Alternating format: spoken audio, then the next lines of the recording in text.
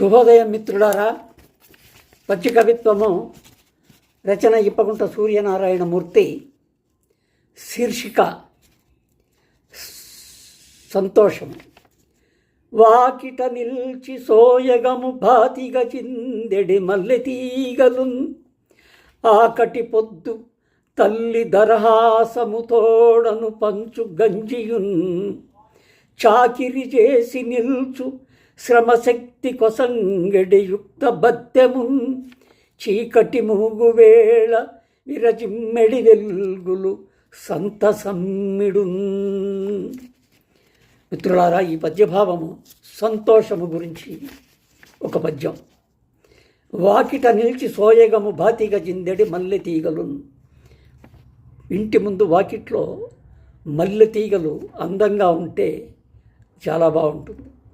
ఆకటి పొద్దు తల్లి దరహాసము తోడను పంచు గంజియున్. తల్లి ఆకలిగా ఉంది అన్నప్పుడు నవ్వుతూ గంజి పంచినా కూడా బాగుంటుంది.